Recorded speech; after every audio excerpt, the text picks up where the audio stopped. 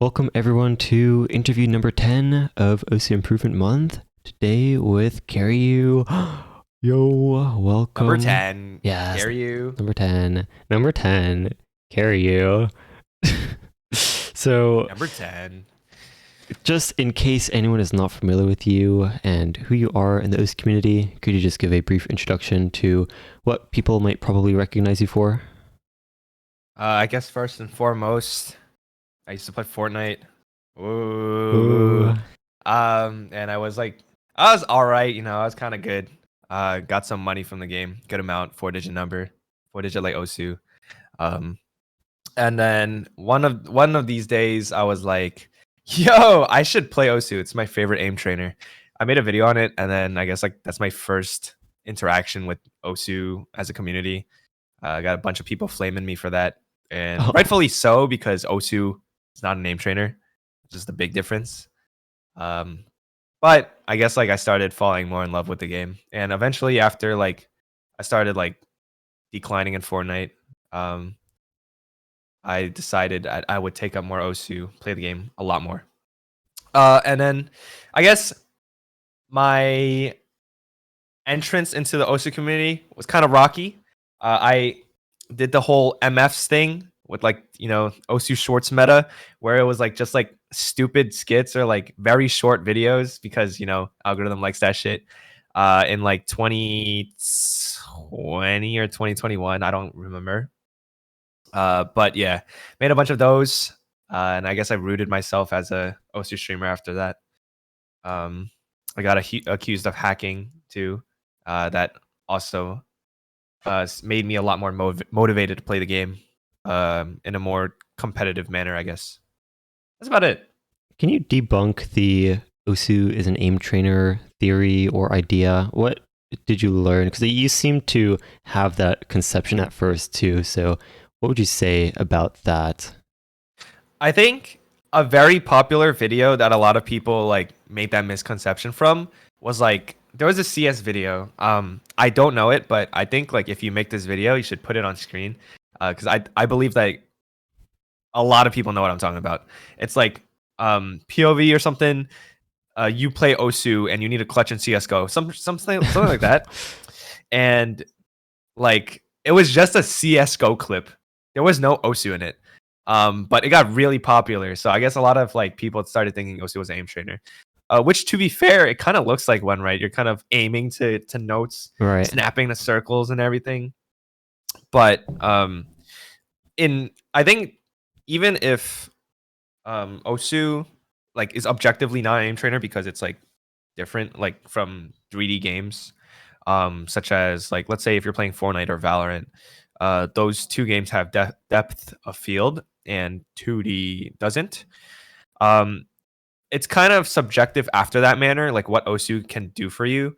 I recommend treating Osu as a standalone game, not as a way to train anything else. Like the only thing that I think it actually helps with maybe is to kind of get a feel of your grip over the mouse or your mouse. It definitely warms you up when you're playing. But stuff like reaction time, I don't think matters. It doesn't translate to other games. Like even if you read AR11, it's not gonna make you like react faster to like random Valorant enemies popping up on your screen. That's different. That's processing time. At least that's what I think. Um, you can have a different feeling about it. I think it's up to subjectivity there. Um, but yeah, even if there's like also make Osu that has like 3D Osu that makes Osu have depth of field, why would you play that instead of actually like grinding the actual game you want to get good at, right? Uh, like unless you just want to play for fun. How does that Uh, compare to AimLab? AimLab is AimLab has specific scenarios to cater to the actual game that you're playing. It's an aim trainer because it was literally made to be an aim trainer. Like there's also quality of scenarios too. So if you guys are familiar with AimLab, you probably are familiar with Grid Shot. Now that is not too practical of a scenario. It's basically just nine balls on a screen, and you just click to it. And people make that correlation a lot. It was kind of like Osu but 3D. but it's not too useful if you're like playing Valorant because um, enemies aren't going to appear on your screen in a grid-like manner. Um, but I kind of went on a tangent there. Uh, the difference between AimLab and OSU is that AimLab is 3D environment. OSU is 2D. Like the only thing you can aim train for, I guess, is 2D scenarios if you're gonna play OSU. So I guess like League of Legends, if you're trying to click on a turret. Oh, I mean, Yeah. I feel like even in a game like League, 'cause I think that's the best comparison of a popular game that does have 2D aim, quote unquote. But even then, like the aiming requirement is very kind of minimal compared to many other aspects of the game, like decision making, even and things like that. Yeah, like the smallest thing you probably need to click on is like a ward. Right. And yeah, it just doesn't matter. So someone asked, this is somewhat related to how you said that OSU should just be treated as a standalone game. So touching a bit on your history with the game, is someone named Atypical asked, to Kariyu, have you always wanted to be a top player, or has OSU just been something you played on the side? So I'm going to bring up my play graph real quick on my stream. Okay. I can pull it You up. you guys can pull it up as well if you want to. I'll pull it up on the screen while you're talking. All right. Where is this John? I don't even know. Okay. Oh, I just went to your profile. There's like a school green, like, has like a person icon. It says 10,167 on it. But that's pretty cool. Oh shoot. Yo, I got this Easter egg, right? I got this Easter egg. If you actually refresh your page, it'll become pink. What? For reals? Yeah. You should check it out. You should check it out. Holy shit. Yeah. Oh my I got God. you, bro. Like, Wait, now there's 2 people. That's wholesome. yeah. Okay. So I started OSU. Wait, what was the question? Oh, top player. Yeah. Top player, or what I've It's thought like, have you of OSU always as. wanted to be considered a top player? Or has OSU just been something you played on the side?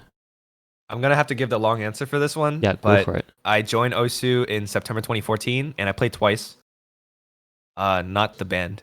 I meant like I just played 2 maps. I think I played Gangnam Style. That was one of them, and like Granat or something. It wasn't of interest to me. I didn't like because at the time, remember, I was thinking like, oh, Osu's a name trainer. I didn't really play the game. The most I would do is like during summer school, I would whip out my my friend's iPad, and then I would download Osu Stream on it and then play in class because like I thought it was cool, but like nothing else. I didn't really see it as a game to main. I think it's really interesting. A lot of people that play games nowadays, they have their main game. They have League of Legends or Path of Exile or like Valorant. Okay, that was just Path of Exile was just random. I don't know why I mentioned it. Minesweeper? Okay, League, Valorant, Overwatch, like whatever their main game is. Everybody has a main game, but I've never considered OSU a main game. That's why you always like look around like my play graph. Aside from like that one weird time on January 2017 where I peaked at 4K play count, I really saw Osu as just a side game, side hustle. Like I might be playing League of Legends and I'll be in queue and I'll be like, okay, let's pull up Osu. And then I would like, I was kind of high elo. I was a gold. Yeah. All right, just kidding. I was like playing at 4 a.m., so it was hard to find queues. So I would just pull it up as a side game. It was never like a main game for me until around like 2020, when I was getting disinterested from Fortnite.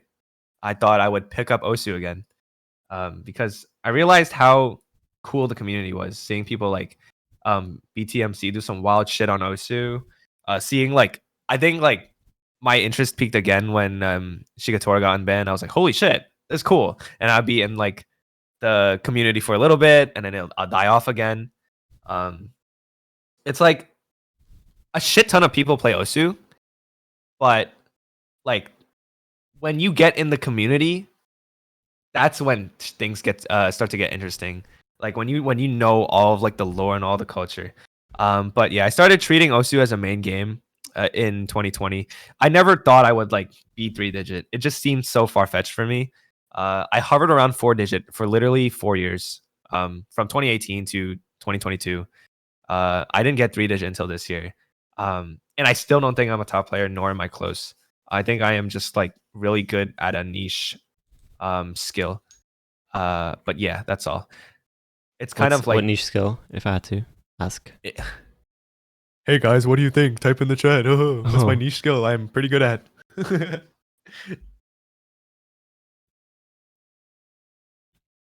well, Aim, yes, aim. oh, okay. Well, okay. That's probably why I was confused because you were like niche, but then I think you're most notably known for aim. Yeah, aim is like the niche skill set that I am. I guess like I can like not compete, but I can match some like top players in aim. I'd like to say. Yeah, that's definitely true. Burn. But yeah. I've never considered myself a top player. However, I am always interested in improvement. Probably my favorite part of the game. Have you? So I guess if we can touch on the specific question, it's like, have you ever wanted or always wanted to be considered a top player? Oh, I think someone actually asked this too, right? Mm, Well, that's the question I'm reading. If that's what you're saying. right. In other games, I've always like watched competitive like what was it? ESL and CS:GO or like LCS and League, and I was like, man, I wish that were me. And I never got to those stages. But seeing being able to like play on like the same field as like um let's say Taquito. He's from New York. I was from New York, so we played USC together. Being on that stage, it definitely felt. Oh, the round table. Oh my god, how could I forget? Oh my god. Like playing like with top players, even though like I did absolute trash in that entire tournament. Like the euphoria I felt from like being able to compete there definitely made me want top player more. That sort of status of like just not the status, but like the feeling of competing for something or like competing for your country even or state. Uh Definitely have a lot of interest in that now compared to before because I've been like closer than ever, I guess. I've never been like quote unquote top 1000 in a game. So yeah, that's where a lot of my motivation comes from to want to compete on that stage. It's still far fetched right now, but it's it's great to work towards it. It's gratifying to work towards it. Do you feel imposter syndrome around these other top players around the OC community? Absolutely. Um, it happens a lot with content creators. The feeling of imposter syndrome. Which actually, can you Especially just define it? I guess in yeah, case anyone imposter listening. syndrome. Hold on. I gotta do my intro. Okay. Imposter syndrome. What is imposter syndrome? Ah, fuck. Okay, sorry, cut that out. Imposter syndrome is essentially when you feel like you are somewhere, you've accomplished something. Like let's say I don't know, you got a gold medal in the Olympics, and you feel like you don't deserve it. You feel like there are plenty of people that deserve it more than you. Perhaps you think that they practice more than you, so they deserve it more, or the circumstances happen the way it did and you won, but you still don't deserve it. And like it's a really terrible feeling to have. You feel like all sorts of things. You feel guilt. Maybe you get really dejected. You lose a lot of motivation because you feel like less value of what you did. You don't really feel the gratification that comes from accomplishing something. And I definitely have dealt with imposter syndrome before, in which I felt like I didn't deserve the amount of like a notoriety or like viewers that I had, at least for the content side of things. Um, for Osu, um, I feel like while like a lot of people may perceive me as a top player, I definitely don't. And there are just a plethora of people that are um, objectively more skilled than me. Um, but it's also understandable why so many people see me as a top player is because they're casual at the game, right? They will gravitate towards whatever or whoever's popping off, whoever looks popular, whoever's doing things that they can't necessarily fathom yet. Like I don't know, 8-star A map or something like that, because that just looks like the most insane shit ever. When you're kind of like newer or casual to the game, all the pro plays or like let's say 700 pp type plays, they look the same. Like you just know that people are going ape shit and they're going like god mode, but you don't really know the degree of the god mode. How god mode is it really? Um, but yeah, I've definitely dealt with imposter syndrome in that sense, in that I feel like I don't deserve uh, the perceived status of me. But I understand why that is, and I don't try to like live up to that expectation. I try to get grind towards it, if that makes sense. Yeah, yeah, I think that definitely makes sense. I think it's one thing to feel the imposter syndrome, but I think it's definitely good that you're able to also recognize kind of where, not only where it comes from, but also recognize why people do recognize you as that.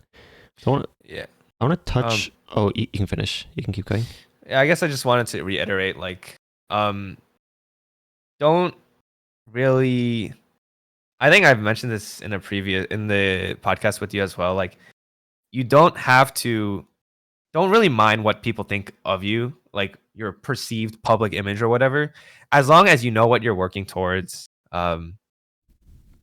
You you don't have to feel like you don't have to like go out of your way to like seek validation for your plays. Like if you assessed something and you know like that score is fucked, but everyone else doesn't think it's fucked, it doesn't matter. You know it's fucked.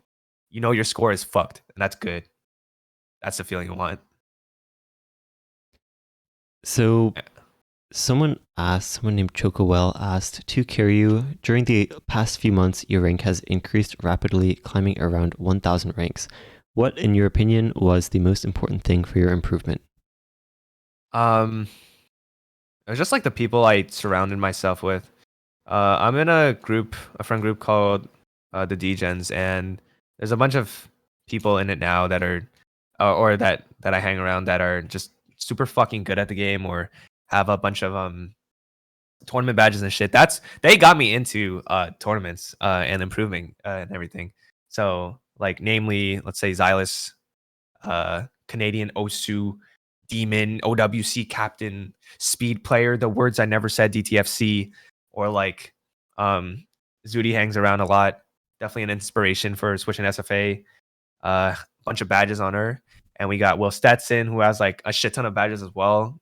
Uh, yeah, just those three, and a bunch of like people that I met at Roundtable. It's like the people you hang out with, whoever you surround yourself with, they'll start to like rub off on you, right? And like all of them, whatever they do, they have a desire to get better at. That sort of like competitive feeling is what led to me like wanting to improve more. Like Roundtable, I think right after the Roundtable, I got my remote control 680 PP play, and that was just like I was just fueled by motivation, just like seeing Amrek and Utami's fucking tiebreaker match. Like I was like I was getting shivers and shit, bro. Do you feel like there's anything like that you kind of did differently aside from just the huge boost in motivation and the people you surrounded yourself with?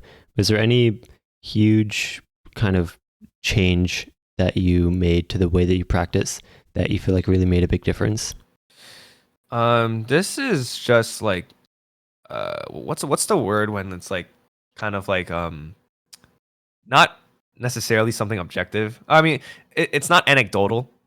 That's not the word I'm looking for, but it is anecdotal, where I would like switch my playstyle ever so slightly, and then I would pop off like after that. And I think there's a CS:GO Reddit thread that's kind of popular where like it's like, oh, science says you should change your sends. Um, Around when I got my first 600 PP play, Zudi, who I share the same playstyle with, SFA full area, told me to cushion my arm with a pillow, and I did that. And the day of, I got a 600 PP play.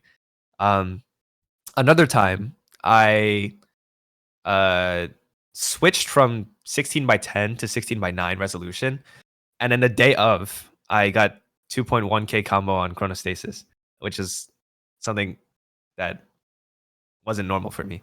I think like changing your settings has some merit to it. I think Cookie Z might be an example of someone who changes his area a lot, and Taquito as well. I think, not sure. Someone fact check that for me, but that was something physical that led to my improvement. I'd like to believe.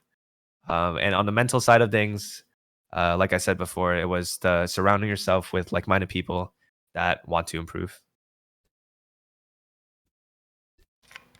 Would you That's about it. say, um, yeah, well, how much of that would you say is placebo? Because I know you were kind of saying it's anecdotal or things like that. Um, so do you feel like that's mostly placebo, or do you actually feel like kind of changing those settings was able to actually kind of be that push that you needed to kind of break past the wall? I'd like to kind of change what the perception of placebo is. Usually, like placebo is like, oh, I need to close the chat. I'm getting distracted. Usually placebo is like, it's kind of implied that there's not really an effect.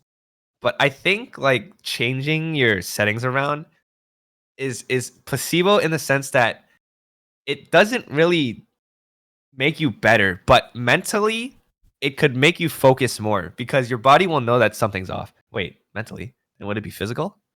I think it I don't is. I know. think it is mental, like the focus aspect. Yeah, I'm not a scientist, but like you know what I'm talking about. Yeah, Like if you change like a slightly adjust something, for some people like they think there's a perfect sense, perfect area for a game, but like changing your sense will make your body want to adjust. Like it's like, hey, something's up here. I'm gonna focus more now to try to get it right. And like that's like I feel like added fuel into um how you play the game. It makes you play the game more consciously rather than autopiloting. Uh, we discussed this in a podcast. You should totally watch it, guys. true, true. Um, but yeah, that's what I was getting at. I think like it may be placebo, but like it's placebo in the sense that changing your sense won't make you immediately better. It's the mental aspect that comes with it that potentially makes you better. Uh, there should be more research done on this. I think it's a cool topic. Yep, definitely agreed. Talking a bit still about sense. When you switch to full area, there's a question that came in that said, to Kariyu, do you believe that switching to full area benefited your improvement? Um, my answer changes a lot for this because I get it so much. Um, not to like demerit this question. I think it's a great question. Because seemingly out of nowhere, where I was like kind of like a rank around like 2.6k, kind of like cookie cutter DT reform difficulty one trick. Um, After I switched to full area, I started like playing things like precision or um like hidden twos or whatever, like in tournaments. I started playing a lot more tournaments. Um, like the reason for me getting good around that era wasn't solely uh, SFA because I just play a lot of tournaments, but I like to think like switching my entire playstyle around made me appreciate the game more and play it like more consciously. Of course, the conversation we just had, like I would play 5 to 6 stars, and when I wouldn't FC, I would get frustrated. Obviously, I switched to a new area, so that should be normal. But because of that, even like I would usually autopilot it, like and not think about a 5 to 6 star because it's a fucking 5 to 6 star. That shit is easy for me. But when I switched to full area, it suddenly became hella difficult. So it made me like really like make sure I was FC in this map. It was like kind of like a challenge for myself, like a goal I wanted to set. I have to FC these 5 to 6 stars, and that's what I did. Uh, so yeah, I think a lot of it was definitely just like the placebo feeling we talked about of switching a setting and just adjusting to it by being more focused. Um, the I guess like the perhaps benefits is like full area lets you be more consistent because the area is bigger, so you have more margin of error. Um, so maps like that are super precise or like low or high circle size, which means they're small. Um, you have like a kind of like I guess, higher chance of hitting them Right. compared to like, let's say someone with a small ass area. It's like there's more space on the tablet per pixel on the screen. Right. So that's what could have lent into me playing more into my current skill set. But otherwise, I believe like any area works. If you want to try full area, go ahead. But like, don't think that it'll make you an absolute genius without putting in the work. Yeah, what it really seems like is that switching to full area kind of shifted your mindset in a way that made you more willing to practice those skill sets that you weren't super comfortable at. Sort of that mindset shift of being like, oh, I shouldn't be struggling on 5 to 6 stars. So I'm like, it would be like kind of weird, as opposed to, as you mentioned, right when you switched, you were sort of like, well, now it is actually like really hard to play these maps. And so you sort of like almost readopted that beginner's mindset where you kind of expect to be bad and kind of put in that extra effort to really break past that like just kind of feeling of being bad. But like during that same time, it sort of kind of gave you permission, quote unquote, to then start playing other stuff that you're also bad at, like other skill sets and things like that.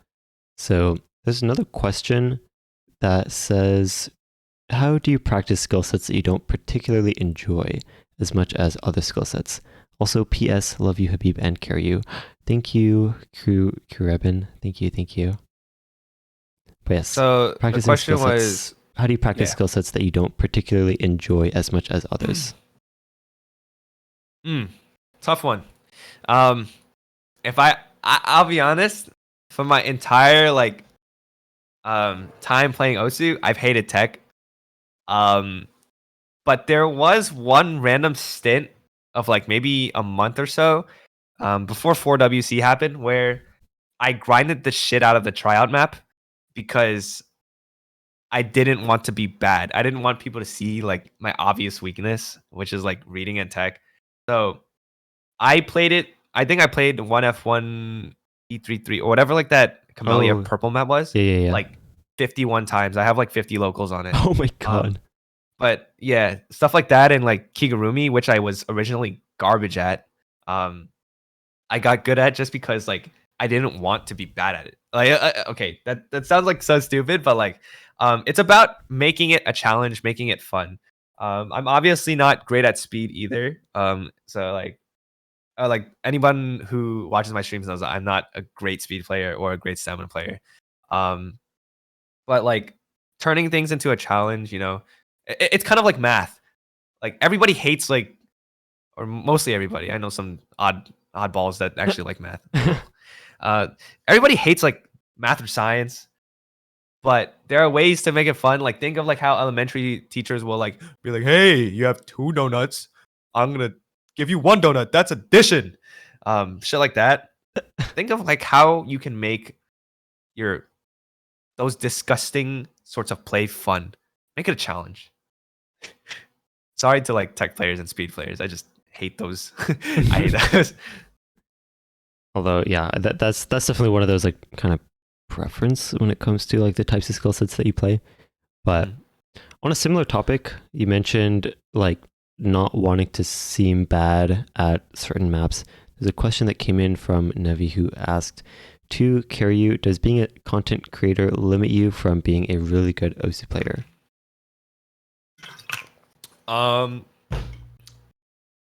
To answer that question, not really. Like on like the playing the game level of things, me being Kariyu doesn't matter. Like people's like perceptions of me or like what people say, like, oh, Kariyu will never be a top player. He's dog shit.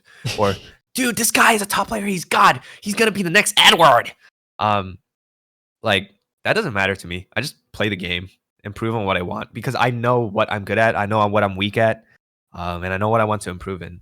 So on like the mental side of things, it's doesn't really affect me. Like the only thing that I guess is stopping me is like no one really wants to watch me retry spam um 400 times of Harumachi on stream. So like I wouldn't like really farm too hard on stream. But like that's it. That's the only thing that gets in the way. Um like I would. Oh, okay. I guess I'll do like a streaming until I pass Dokito's Yomiuri for 24 hours and see if that works. But yeah, in general, like being a content creator doesn't really affect how I play OSU. Yeah, that point of like kind of it not really being quote unquote fun to watch, that grind is really what came to mind the most for me as well, especially like, well, I think really, and I think Ed BTMC has talked about this a bit as well, where it's like improvement grind involves playing stuff that you suck at, and generally it's more fun to watch someone be good at something. Ah, this topic. Yeah. Yeah. A lot of people like I won't name. I'm not thinking of anybody in particular right now. Let's leave it at that. But yeah, people don't want to seem bad on stream. It's not very enjoyable for the viewer if all you're doing is like fucking dropping D ranks on Freedom Dive. Um, but what I like to do is sometimes I will write a little storyline of like, okay, I'm getting D ranks on Freedom Dive now, but within a month, what if we try to get A ranks? What if we try to FC? Oh. That sort of like challenge, sort of like making things into a grind, making things into a challenge. I think it's a very important mindset to have for a lot of things in life. Uh, this is a great example of it. Okay, that actually seems like a really powerful mindset to adopt, where when you're bad at something, I think a lot of people feel frustrated when they aren't performing well at something, when I think in reality it's like when you're a beginner, you're kind of supposed to suck. Like that's what being a beginner kind of means. But what you're basically saying is, and especially as a content creator, it's like being able to turn that progress of improvement into a story, basically, and something Mhm. that you can kind of package up and share with the world and even inspire others. So I think that's actually a really powerful mindset to have, which I think a lot of people seem to avoid stuff that they aren't very good at because they don't want to be bad. But I feel like even that could be one way to kind of shift your mindset towards like, yeah, I'm doing bad now, as you mentioned, but like just in like a couple of weeks of just continuing to grind, like kind of writing the story as you go. I think that sounds like a lot of fun, actually.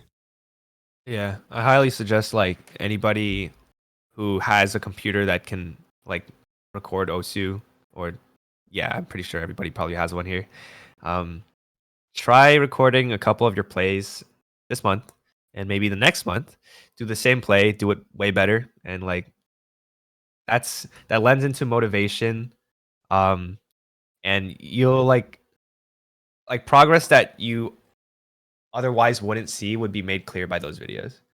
Oh, for sure, for sure. Sometimes it's hard to track your progress, or like hard to really realize how much you've improved unless you kind of go back to the same exact things. What are your thoughts on tracking progress in general? Do you feel like it can go too far? I mean, like, I think it's per person. I don't think there is a objective limit. Like, if you like to every day of the hour, Every see hour how of the you're day? doing. Yeah, every hour, every day of the. Whoa, whoa, Whoa. whoa! Am I good? Every hour of the day, if you like tracking your progress for Osu, go do that. But like you will find you'll know how much you want to track yourself. Gauge it from like experience. Try like maybe not really caring about it one day and then caring about it another day to see which one is like looks cooler to you. Um, in the end, it's all a game. It's a video game. But you know, improvement is fun. So yeah, you figure out how much you want to invest your time into analyzing the game. I wouldn't dog on anyone that analyzes it a lot more or analyzes it none at all. Like we are all playing Osu in the end. You mentioned earlier about recording your gameplay, and I think right before we started, you talked about like always keeping recordings that you made in the past, and like you kind of, I think you mentioned that you've deleted some older videos of you playing the game that you kind of regret doing that. Do you have any words of wisdom to people, I guess, so that they don't make the same mistakes that you do or that you Do did? not delete. Do not delete. No matter how cringe and shit you are at the game, in the future, why does that matter? Like, who cares if I was like a 6-digit Andy that could 83% CBCC DT? That was the case. Like, just save it. It's so good to see where you were in the past. Like, same thing with real life, dude. If you're like skinny as fuck, why not have that photo to compare with when you're like brolic, jacked? Giga Chad. Yeah, I think being able to look back on your progress. Actually, on a similar note, one thing that I started doing when I was pretty new to the game, I think 10 months in, is like every 2 weeks I screenshotted my profile and like my top place, so like the top of it, and I just put it into a Google Doc. Like every 2 weeks I just like take screenshots and paste it in there. And I pretty much did that. I actually still maintain that doc. So that's one of those things that's like, especially if you're listening to this as a newer. Oh, actually, okay. One thing that I really want to emphasize that's related to this is like, I think some people listening might feel like they're not new enough for that to be relevant to them anymore. It's like, oh, I could have started when I was like brand new, but now I've already been playing for 3 months, and now it's like I'm already kind of decent, so there's no point, right? Is that I think I want to emphasize that like no matter what part or what point you are in your progress, you can always start like tracking it, I think. Yeah, for sure. And I just wanted to like, I guess like summarize this whole like perceiving yourself thing with like a quote from Black Clover, from my friend. He says it a lot. His name is Poito. Um, there isn't any shame in being weak. The shame is in staying weak. Let's go! Let's go, Chris! I got you. Wise Yeah, words. good quote to live by, though. Good quote to live by. Um, oh, there was a question in chat. Do you reckon having flow jump aim on jump maps is gonna stop my improvement? Why would it? I don't think. Definitely don't overthink too much stuff like this. Like, if anything, just I guess like answer these questions uh optimistically, because like look, if there's flow aim in your jump map, let's say like I don't know, what's a jump map with aim? Let's just say Arlie's maps. Arlie's usually has like a lot of A-star jumps into like a random space stream.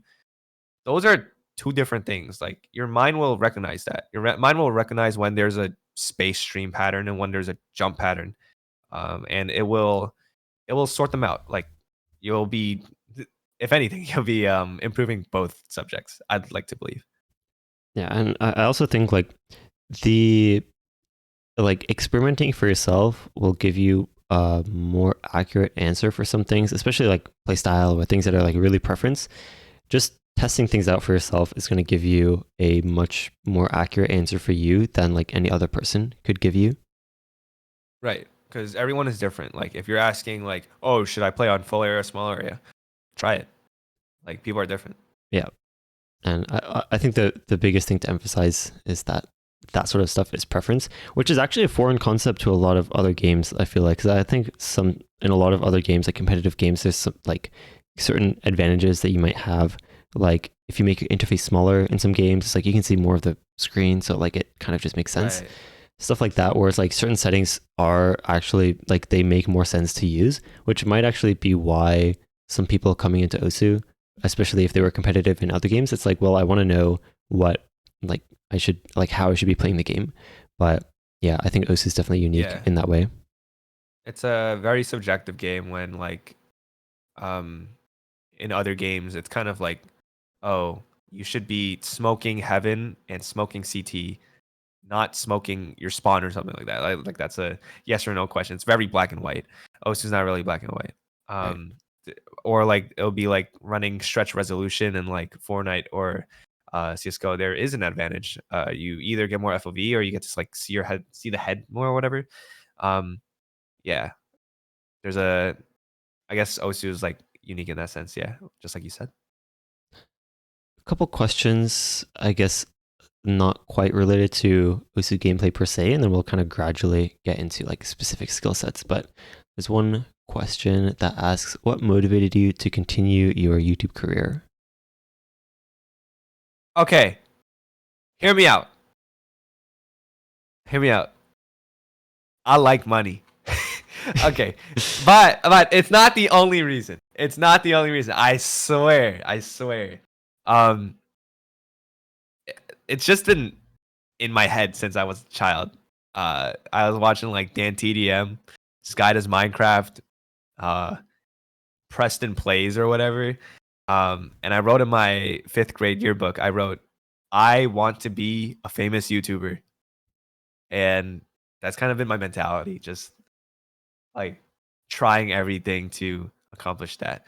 I don't know if I really accomplished it, but I've definitely made big steps to get there. And at this point, it's literally my job. Um, but it's a job I really enjoy. Like I'm living in Boston with a couple friends, and like the only reason for that is because I made my own money. Like my parents would never let this happen if I wasn't. So there's that, and there's also I just love creating. I love just watching videos. It's just been part of my childhood. Pretty Yes. much all. It sounds like that was basically your passion since you were super, super young, which is actually awesome. Awesome to hear. Yep. All right. So, touching a bit on mentality while playing the game. So, someone named Atypical asked, what is the mentality you have before or during tournament matches? Do things such as the player you're up against affect you, etc.? Oh hell yeah. Um, my heart rate jumped like 30 when I saw Kariyu in the lobby during USC. But or like another, like I was more motivated to win when I was against like the powerhouse that was like Fiery Rage's team for, I believe, North California Yeah, yeah, in yeah. USC. Um, that definitely does affect me. But like the mental I usually have when playing tournaments is to just not really think about it, not really think of what I'm playing. I just like, I think this was especially so for tiebreakers during 4WC. Um, it was so nerve wracking. Like if we lost the map, we would get eliminated for 4WC. It was TB. We did end up losing, but when I was playing, I was just focused on clicking the circles. um when you are in like high pressure situations like that, all of the thoughts will come pouring and rushing into your head. So the best thing you can do is block it out by just remembering what the game is, and it's just clicking circles in the end. um as for before tournaments, uh I kind of gauge this is a bad habit, but I gauge like the enemies I'm going against and how much I need to practice. So it is kind of bad. Not, I don't recommend that, but yeah, if it's like a hard enemy, I will practice like triply hard. I will fill out the sheet before anyone else, stuff like that. Don't do that. I don't think. I mean, I think it's justified because I mean, the harder your opponent, the harder you're going to need to practice to win. Right, but if I'm against a 5 digit, sometimes I'll just do nothing. So, somewhat related to getting prepared to play, question is more about warm up. Someone asked, well, I guess there's two questions here. They said, how do you improve consistency and what is the most effective warm up? So, you can touch on both of them separately, I guess. Uh, I don't know how to answer this one, to be honest. Consistency, I think full area definitely lent into my consistency because it's you make less mistakes, I guess, because you have more area per pixel or whatever it is. Um, but it's the same as in kind of like real life scenarios. To be consistent, you have to do a lot of drills. So let's say if I want to be really consistent in aim, I will practice aim maps uh, repeatedly. Not the same one, but sometimes it'll be the same one if like I'm challenging myself to like pass, like let's say a very intensive aim map like it's Raining Men Loved. Or maybe for streams I will let's say the Nomad 2-4 tournament is 200 BPM and spaced. I will play a lot of those types of 200 BPM slash space maps prior to the tournament. But yeah, consistency I feel like just comes with experience. I wouldn't really overthink it. As long as you are practicing the same skill set over and over, you will get better at it. For warm up, Actually, well, hold on. But before you touch okay. on warm up, I think I want to re-emphasize the point you made about like drills and sort of like drilling skill sets as it pertains, especially to like even things outside of OSU. I know that in like people who play instruments, this is like often the case where there's sort of this mentality that's drilled into you where it's like not about being able to do it right, but it's about never being able to do it wrong. And that sort of like always pushing yourself to be better and better is, I think, in like overall, I think some people argue that consistency, like not being consistent, is just about like not being good enough yet. But I think really, really drilling yourself on those things that you think you're already somewhat decent at to a certain extent, right? Because you don't want to just be limiting yourself and like not Right. challenging yourself. But that sort of like pushing yourself more and more to refine your gameplay is really where consistency starts to show, I'd say. Yeah. It's like I used to only be able to like play 7-star ish aim maps. Um, so I would be really good at 6-star. But like when you push yourself to go further in that same skill set, so like you're playing 8-star aim maps, so like Walk This Way, One Hope Sniper, or like DT Remote Control, I guess.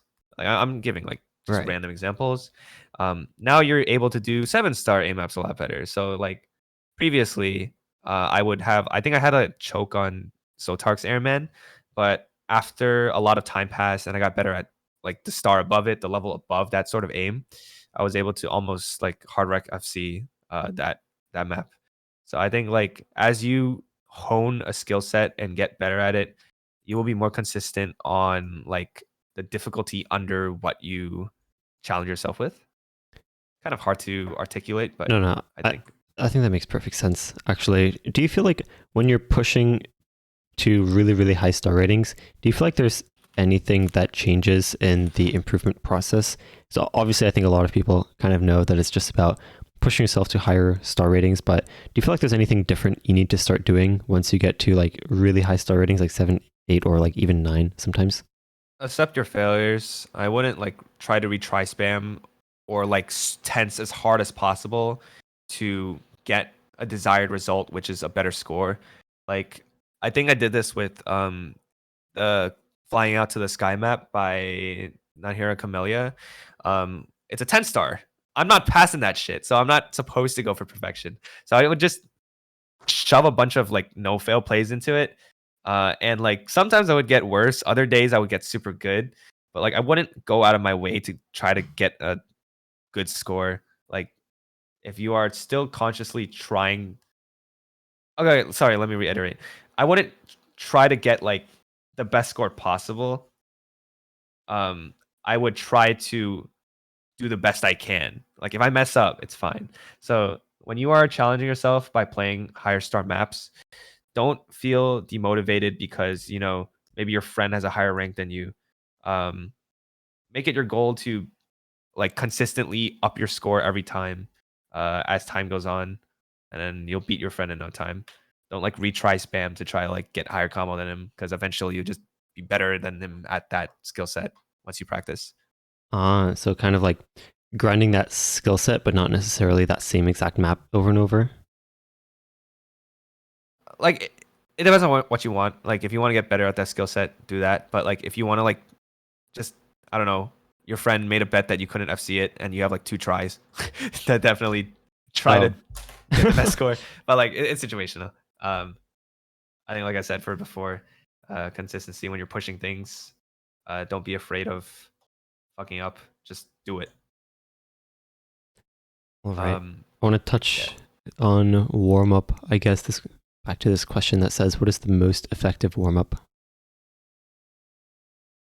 Uh, Objective for sure.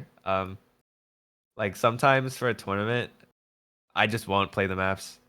I'll just like, oh yeah. Like so, like if I'm warming up for a tournament and it's stuff that I'm playing, usually like for teams tournaments, I am already set to play like the Nomad 1, the Hard Rock 1, the Hard Rock 2, because that's what I'm good at. So I don't really touch those maps that much. I already trust my skill enough, and I trust that I practiced enough before that. But maybe I will play the stuff I'm uncomfortable at first. So like Hidden 2, which I'm feeling for, so I could get a better feel of it. But I think warm up, as long as you know what you want to warm up for, like let's say this day you are practicing speed, I guess you would start on like low star speed maps. Or like let's say I'm trying to like get some hard rock aim scores today, I'll play like maybe some hidden hard rock, 6 stars, stuff like that. Is there Kind of a like a question I am not I don't really have a clear answer for. I think it's super subjective. then- I'm curious then about your OSU routine video that you made, or sort of like just the routine itself. There's sort of like different schools of thought when it comes to like structuring your play sessions versus just kind of playing whatever you feel like doing it on that day. Do you feel like, or what merit do you feel like there is in structuring your sessions to where you like play a certain skill set per day? Uh, I like to think of it as like a mental side of things where you don't have to really worry about anything else but that skill set. Um, you kind of trust that, like you kind of focus on your mistakes a lot more, and they're a lot more apparent if you're like grinding something like stamina. You don't really like care about the other mistakes as much, and you get to it's like targeting. It's like if you're going to the gym, you're targeting like arms or legs. It's like really clear what you're working on, um, and I think it at least makes you autopilot less. Uh, I think I've said this all before, so I'm kind of jumbling over my words now because Oh, I feel like I'm overthinking it. you're good. I But mean, you're welcome to reiterate if you think it's important enough to mention as an answer for multiple questions. yeah, um, structuring your gameplay will allow you to, work on what you want to work on. Um, it makes you more focused, less autopilot, and that's good. Yeah, I think that focus aspect is especially important in sort of being more deliberate in your practice. Mhm. Someone asked, how much does. Wait, Oh, time out. I okay. need to pee really bad. Oh my god. Okay, intermission. I'll be back. Okay. In the meantime, those in the live chat, you guys can ask me questions if you want. Shout out to OC University. Plug. Actually, let's plug Kariyu. Twitch.tv/Kariyu. Ooh. How's life? Pretty good. I think I'm gonna cut this part out of the recording. Or yeah, just like cut this part out while Carrie's AFK. Pretty chill. I'm on my last semester of college, and my schedule's pretty lax, or like pretty loose, which is why I'm like I only have one in-person class, so I have quite a bit of free time, which is why I decided to host this event, OSU Improvement Month.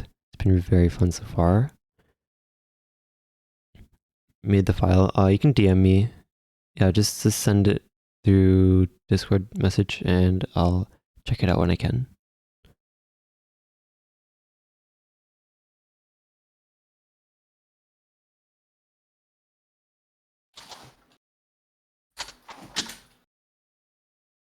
I'm back. Yo, What's up?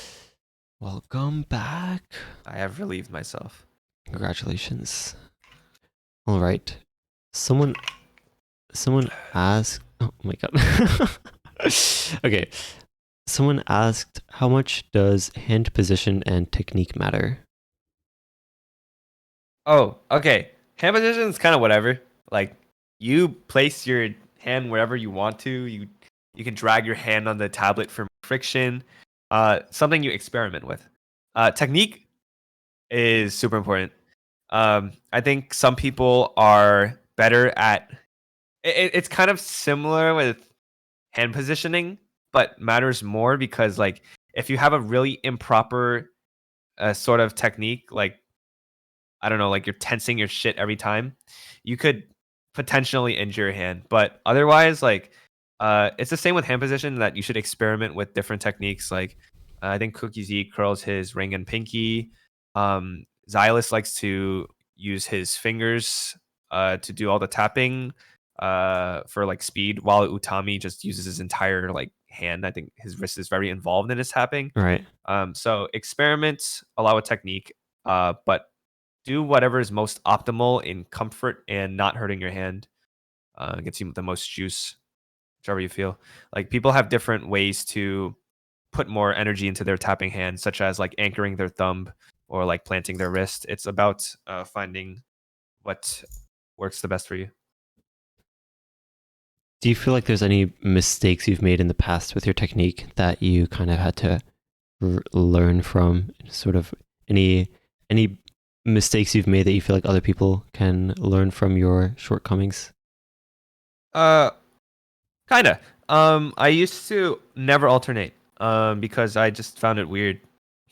But yeah, I was like a very hard single tapper. So like I would play all alt maps. At least like um maybe like 135 BPM ish. Single tapping it. I would play 270 BPM DT by single tapping it. But sometimes like I was definitely limited in that sense, in that like anything like 300 BPM, like for example, I know Tsukima DT was out of the picture to single tap. Um, and as a result, when I would push myself to go like 280, I would like really tense my hand, like trying to smash it down with no sort of technique at all, no sort of like form. Uh, I injured myself sort of like faster. I would feel like more fatigue per every like play session I had, because I was pushing difficulty on maps, but I wasn't attempting to make my tapping better, and that led to like uh, a time where I had to not play Osu for about a month because of the hand injury. I had to wear a brace. So yeah, definitely experiment with what works for you best, but don't forget that your hand's health is the most important thing for that regard. On the topic of injuries, I'm curious, how important would you say it is to stretch as a part of your warm up or just in general? And do you think there's specific stretches that you think are more beneficial? Um, that's a good question, and I haven't really explored stretches too much. I would often like bring up Dr. Levy stretches, and stretches that would help like cubital tunnel, because I had pain in like the middle of my hand. Uh, so um, theoretically, you probably should stretch before every game session, just like you would in like um cardio intensive or like muscle intensive sort of workouts. I think there's definitely merit into stretching. Um, I haven't really practiced it, and that's just because I'm lazy. But yeah, I think stretches are good to like get yourself going. Make sure you don't injure yourself as easily when you're going 0 to 100. Yeah, that's definitely true. I think kind of warming up gradually, is that also something you say is important? Yeah, it's also good for like um, after you play too, or when you are recovering. Someone in my chat said I believe him because he works out a lot. Ah, all right. So switching gears a little bit, someone asked, how do you deal with nerves on longer maps? And I'll also throw in tournaments here. So dealing with nerves in general, both in solo and in tournaments. um, I clearly suck at this because I have like 30 slider breaks in the last month or something. But um, I think it's again not overthinking the thing. Like don't like always have like the, oh, if I hit this part, I get number one. Uh, as that will quickly like overtake your mind and like accelerate your heart rate like crazy. Um, I often just like remember. I like kind of repeat sometimes like what is happening in my head. Like if I'm playing a jump map that has like a crazy Kai section at the end, I don't really like overthink it. Like, oh god, it's coming, it's coming. Instead, I'm like, okay, brace yourself and look at all the notes. Look at all the notes. Look at all the notes. Look at all the notes. Ah, And I look at all the notes while I tap. So I don't really feel like I made a mistake if I looked at all the notes. I tried my best, right? right. So I don't really overthink when I play. I try to keep it minimal thinking, kind of like monkey brain, so that you focus harder. I think I've also asked Fancy during Roundtable, but I'm not sure if perhaps I could remember wrong. But I think he literally like has conversations with people in his head while he plays, for like I guess maybe like intensive situations where your body is more prone to overthinking. So like maybe he'll like I don't know. I didn't ask past this, but like I guess maybe like he'd be talking to his friend in his head, and then your whole body would just like kind of from muscle memory just hit the notes from what it remembers, rather than like hit the notes because you are in a like pressured situation. Ah, I see. So like kind of getting yourself to play on autopilot.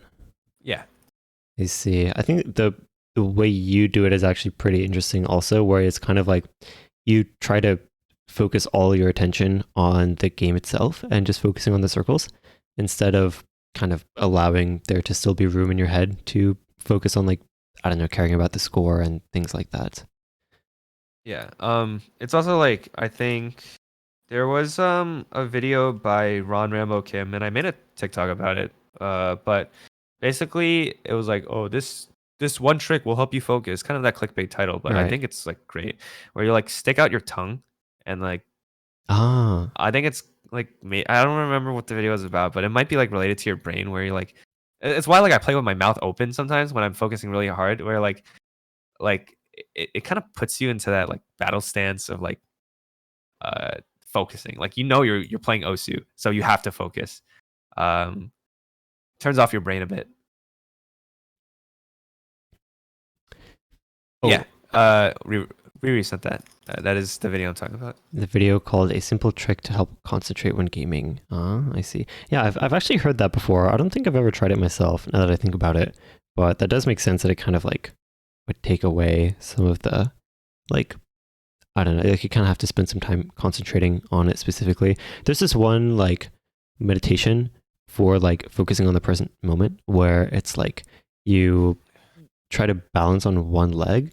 And I don't remember if it's like you also close your eyes or something, but it's like you kind of stand up and you try to balance on one leg. And then it's like you try thinking like this is mostly for people who like feel like they kind of their head is stuck in the past or that they're like anxious about something in the future, stuff like that. Where it's like you try to balance on one leg, and then if you try doing that again, then like you start to almost fall over, and then you're almost forced to switch your attention back to the present. Like you can't even start like overthinking about stuff if you want to, because it kind of like you're gonna fall over otherwise. So I think it could be related to like your brain power. So like if you stick your tongue out, your tongue like maybe when you think sometimes you'll be like moving your tongue a bit because like you're like thinking words in your brain, ah and yeah, it's like so like if you stick your tongue in one place, which means like you have it out or you have your mouth open, um less of your brain usage is being like sent to other parts of your body, and like all of it is being diverted into one. And conversely, let's say you are balancing on one leg, um while with your eyes closed, let's say, now all your brain power is being diverted into balance, and then like once you wear yourself out, like everything it's like kind of like a mental reset. Yeah. that actually makes so much sense. Yeah, so I've heard that like when you're thinking words in your head, it actually activates your vocal cords at like a very very like sort of like subconscious level. Or sometimes you kind of notice it depending on like the words that you're saying in your head. But yeah, I've definitely heard that you actually do kind of like mouth the words that you're thinking in your head. So that actually makes a lot of sense. Why like sticking out your tongue kind of makes that not possible.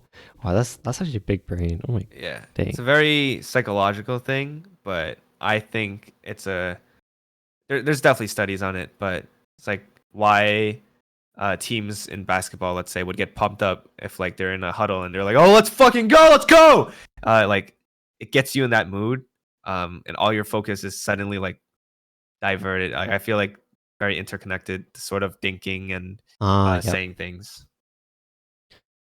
All right. Let's switch over to specific skill sets and how to train them. Someone asked just daily routine for practicing aim. It's an anonymous question. Eh, uh, play aim. What I like to do is well, this is more personal now because I like to like add friends on Osu that are really good at aim. Like that Russian guy, his name's like Rome CV Vita or Oh something. I yeah, don't know. yeah. Or like Vicia 1437, or like Wixinator, or like just any like aim player. And then like going on those maps and then trying to snipe them on it. Like it could be like Hard Rock, Centrillion Drug, or some like stupid hard aim maps that only like they could do. And then trying to snipe them on it. Uh, not necessarily like a aim warm up, but like it gets me going. Like it gets me playing those aim maps. Okay, that actually makes a lot of sense. It's sort of like sometimes it's hard for people if they don't have like a tangible goal or like goals to reach for and like kind of that competitive environment. But what you actually okay, that makes a lot of sense. Kind of creating that environment within yourself, and especially if you have the friend, if you have a USU supporter, then you have access to the friend rankings where anyone on your friend list, you have like a separate leaderboard of just them basically. So as you mentioned, like adding those people and trying to snipe their scores. Yeah. Uh, it didn't really answer the question too much, but I think like aim warm up is like whatever you want it to be. Like whatever you're going for, that particular day, you could kind of structure around it like how you want it to be. It's a very subjective thing. And I think that like sniping friends thing, can aid into um the warm up, helps you put a goal in your mind. How much value do you think there is in having a quote unquote daily routine for practice?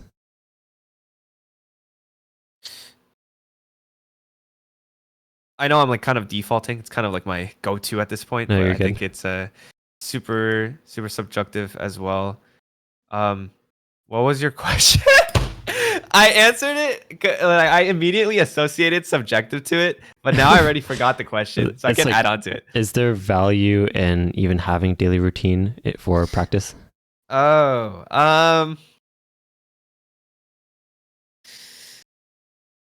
yeah, I think like having a benchmark map, let's say, to show how warmed up you are, could be a possible thing to do. Like if I want to see if I am capable of playing streams for a certain day, I will play like um like yeah, let's say like if I wanted to see if I can stream above 200, I'll try to play the beginning of Riven's Yomiuri because it just gets into streams right away. And if I can't pass it after like a couple tries, then I think I need to warm up more on lower speeds. Um, but yeah, having like benchmark maps I think is a useful thing to have. But otherwise, you can structure your warm up however you want it. I don't have a particular one. Like the reason why I'm defaulting to subjectivity in so much of these is because like the way I warm up is like frequently changing. Like I might play multis, I might try to snipe a friend, I might try to FC a few maps that are under my like skill level, stuff like that. I think it's actually important that you're emphasizing, I guess, preference for a lot of these questions because I think that's something that I think is actually important to realize just how much of this game does come down to preference, even it just in the way that you practice. So there's a couple questions, sort of like quick, I don't know, opinion based questions that I think we can kind of burn through somewhat quickly. First question is, does it matter having a curved monitor or not? Uh, it's kind of odd, but you should if what you have is a curved monitor and everyone is like, "Oh my god, you have a curved monitor." You make what you can with like your monitor. I think MREC was on 60 hertz But like for the longest time, like some of the top players were playing on like dingy ass setups like FG Sky, and they got to like where they were through just their hard work and their will to improve. Hardware does play a part at some point, but it's a very micro scale. I feel you do whatever you can uh, with whatever you have. I think Grant, who's a 4-digit, played on a curved monitor up until like it's just personal because I know him, but he played on a curved monitor for a really long time before switching to a regular one. On the topic of setups, like sort of scuffed setups of top players, the example I always like giving is, Xerius Kuchisuke Diamond 3 mod FC Yeah, from it was 2015. like 693 PP or something. Yeah. It was like one of the top PP scores at the time. And Yeah. he is also like one of the first AR11 scores that was like actually like it was definitely the best AR11 score at the time. And My he did boy. it with a 59 hertz monitor plugged into a laptop. So Yeah. yeah, I think that's just the best example that I know of just like setup really just not being the limiting factor, at least for like like way past the point that you think it would be an important factor. Yeah. I used to aim train a lot. I used to play a lot of Kovacs, and I like this quote. I don't know from who it was from Yuki Aim, but um, they basically told me like someone who's like really pro at something can perform at same level or like slightly less on different setups. Um, it's like how maybe a basketball player playing in a different environment and different court, different ball might still be able to do super well, or like you can play on high sends, all of a sudden switch to low sends, and still do well. It's like how a lot of tablet players are still very good at mouse. The game is still the same. It's just a different input. So yeah, it's like it's almost correlated with the perfect settings sort of conversation where like um, there is not really a perfect setting. Uh, it's your experience playing the game and your mindset going into improvement. Someone asked, "How do I get my first 300 pp play?" Mine was CBCC DT, but that's definitely nerfed. Like for 300 PPs, I no longer know what's the. I'm literally stuck in the past for this. I like 300 PP for me back then was Dai Genome, Koi Gokuro, DT, CBCC, and anything with Taeyang attached to it. Oh, With yeah. For me, I'm actually kind of similar. Like the first, like when someone says like first 300, for me, I think of like first, that like Nomad Farm map and Darkflight Dreamer. Those are oh maps that come to mind. yeah, those maps. God damn it. Wait, hold on. Where's the Osu Amoeba? I'm gonna go into that website and check my 300. Okay. Yeah. The next question on the list is, how long is your typical session? Jesus, I was expecting a really weird question for some odd reason. Oh. Wait 1 second. I want to see. Okay. Uh, A lot of I people can't find it anymore. say around like 3 hours is like kind of the average. Or usually when people ask me and I'm like, oh, around 3 hours. And then everyone is like, oh, yeah, that's me too. But I know there's definitely Um, people who play like 5, 6 hours or it some. ranges like Yeah. from what I want. Like if I just have the goal today of like having fun, it could be like just 1 hour or just even playing with mouse. Like even like 40 minutes of just grinding something random. If I have like a particular goal in mind, like oh today I'm going to get 3-digit, I will play like 12 hours. I do not encourage that, by the way. Multiple times I've just made my hand hurt a lot because I set these goals and then I don't reach them, and then I push past what I should to reach them. But I like to think my average is around 2 to 4. Right. Also, back to the 300 PB thing. Um, Chica, uh, Quaver, uh, Inferno TV size, Super Driver, Noise, Just a Dice, Kimi no Boken, So Tark's oral cigarettes maps, and night core stuff like Mega Move. That's from my 300 PP stuff. Let's see. Now I want to check mine. Yeah, first. Oh, Brand New World. Oh my god, yeah, that's a copy. It's copyrighted now, right? Oh wait. Ah, shoot. You gotta use BitConnect to get it. Wonder Stella. That was another one for me. Oh yeah. But yeah, those types of like nomad farm maps. I was a nomad farmer for so long. There's also like a little pattern for 300. I think like it's either like a 6.5-ish sort of a map, like TV size for 300, like 6.5, 6.6, 6.7. Or it's like a 6.3, 6.2 5-minute map. Like long maps give PP. Don't Yep, underestimate long maps. that's true. Okay, this is more of a fun question, but someone asked, what do you do during breaks in songs? Breaks in what? In like during song, like the actual breaks during songs, like in the middle of a map. Like, Oh my do god, you have those are like, terrible, man. If oh, it's in the middle of a top play, like those are the. If you look at most people's like top plays that have heart rate monitors, the breaks is where the heart rate just like goes from 140 to like 170.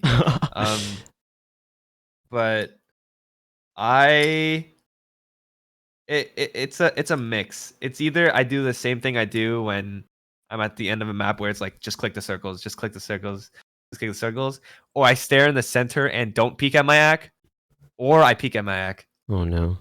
I don't really have a strategy for this. I just get nervous. This person who asked the question, they said, sometimes I tend to shake my hands during breaks to relax them, and that actually messes up my placement on the tablet. Do you think it, or do you have any method to regain your aim quickly right before the next part of the map starts, such as drawing squares or drawing some other shapes? Yeah, everybody has a different strategy for this. Like even Cookie Z himself, I think midway through Freedom Dive, he just pauses to get his mind back in order, Oh get his stamina yeah. back. But I I think often if you look into some of my plays, I'll just be like pretending to play something. Like I'm pretending to hit notes, or like tapping to the beat of the song, so you still know how the song's going. Like if it's Freedom Dive and it's the break, I'll just go like stuff like that. Yeah, I think I know some people like do like back and forths with their cursor. Some people draw squares, but I think Arison, for example, like does back and forth like across like horizontal movement with his pen.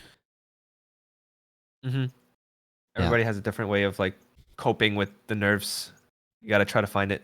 actually, this is more anecdotal, but I remember when I was relatively new to the game, and I was like, I first like noticed that I started doing the like, 'cause I noticed like when I watch other top players play, like they tap during the break, and then like I started picking up that habit, and I'm like, oh, I'm doing the top player thing. Like, Oh, get yourself in a top player mindset. yeah. Yeah. Yeah. A good like default for a lot of games is like when you are in high pressure situations is like in through your nose, out through your mouth, Oh, with yep. your breath. And I think let's see what else is there. How about during Um, tournaments? Tournaments. Like when there's a break in the map and you can see the scoreboard? I try my best not to look. I Um, try my best not to look and stare in the dead center of my screen and just say click this. yeah, I actually do the same thing. When the scoreboard shows up, it's like, okay, so in the past you used to be able to like use a skin element to hide the leaderboard even during breaks so that like in the tournament you can't see it. But now it's like I've had to practice like when the break comes, I have to resist the urge to look at the scores and compare everything. Sometimes you see in the peripheral, like if the crown is really far to one side, then like at that point it's usually doomed anyway, so it's fine. But Yeah. yeah. It gets bad though if like the crown is on one side, but everyone broke and you have the combo. Oh no. Okay, yeah, don't Yeah. look. You're gonna miss. Yeah, exactly. Oh So no. like the more information you process in your brain, the more like you stop remembering the task at hand. That's why I always tell myself to click the circles in my head. All right. There's a question that says, "What is your opinion on long stream practice maps?" There are people that benefit a lot from it, and there are people that don't. Um, Namely, I think like Jay or Xylus hardly touched long stream practice maps when he played. Someone he can correct me if I'm wrong. I don't screw him. Wait, Um, remember hearing that. I think it was Zudi who said this, that like Silas would put long stream practice on autopilot and just tap while he would like watch random videos. I don't know. oh, I've heard. I mean, someone would have to correct me, but I do remember hearing that about Silas in particular. yeah. My mind gets jumbled up on who does what, but it's also like the same thing. I think like if you can try it and you benefit from it, go right ahead. For me, I tried it myself with like Isogu or like um that one collection with like the DNB and stuff. Uh, I don't think I benefit too much from it. I like playing like maps that are challenging for me to tap like Yomiuri and continuing to try to pass it. But I think the principle is the same. Like if you're trying to get stamina for a long stream practice map, you're challenging yourself to like pass it over and over. Like the closest thing I do to it is play the blend S map because I feel like it resembles an actual map Yeah, yep. rather than like I feel like it's more realistic than like a stream that goes in one direction into like a square. Um, but yeah, I think like if it benefits you, go for it. For me, like I'm just completely mind blocked on We Love Llama, so I'm never playing it ever again. Oh no.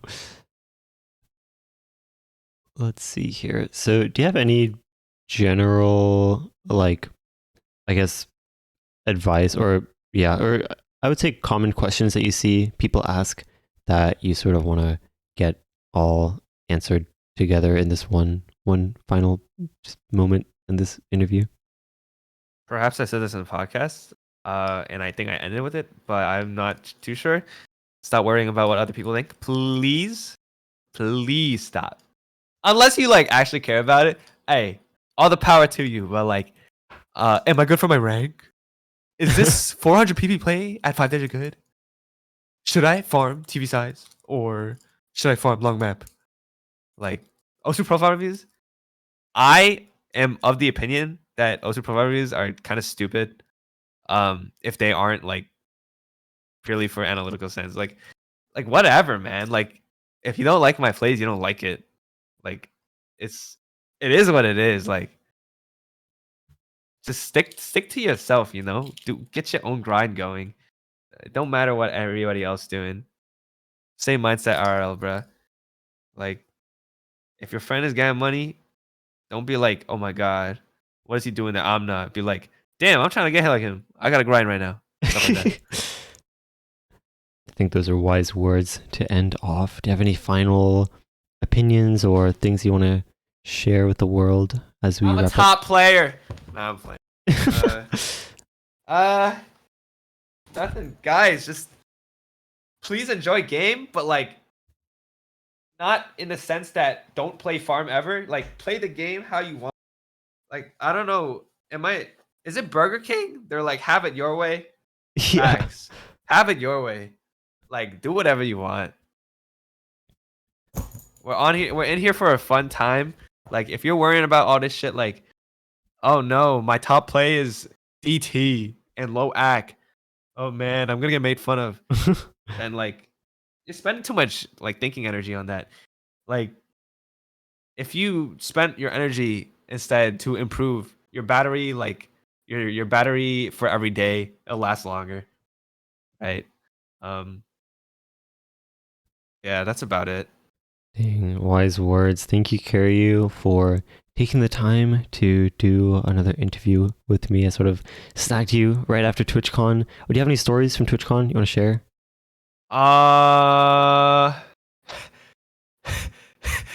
uh uh uh Um, um okay. Okay. I'm like thinking of stories that I should not mention. oh So no. let me skip those. Oh yeah, I mean a few people like stopped me, and I got to say what's up. That was really cool. TwitchCon was a like super cool experience. I never got to experience that one time Peppy rented out like the whole like Osu booth at TwitchCon, which was like I think Oh, 2018 yeah, or yeah, something. 2018. Yeah. Hopefully that happens again sometime in the future. That'll be really cool experience. Otherwise, Jay had a tournament. Yo, this is why like I don't play tournaments that much anymore. Like Oh, Jay no. had to play like OCL or like MRC like during the weekend of TwitchCon. Like, man, I'm lucky to not play tournaments, yo. Like, if you like some big block of time taking up like random parts of your weekend, I'm sorry to like frame it that way. Go ahead, man. Go for tournaments, but like people that be signing up for like 10 of them during the weekend. I don't hate you or I don't hate what you're doing. I'm just saying like there's a lot of time to go outside. That is way too. Oh, there's this tweet that someone said signing up to an OSU tourney is planting a time bomb that will explode your weekend plans 3 months later. Exactly. But yeah, I'm not trying to be inflammatory towards anyone that does that. Like, there are people that like do that and have like 25 badges or something. Like, go crazy, man. Go stupid. Like, if you're having fun, that's what matters. All right. Well, thanks, Kariyu, for the interview again and taking the time. Sorry, I snagged you again, Yep. but it's always fun racking your brain. And thanks everyone for tuning in and listening as well. And yeah, I think that's just about. Wait, time. Oh, Oh. hey guys, thanks for the questions. And I'll see you. Oh, thanks for having me. Yep. In the next one.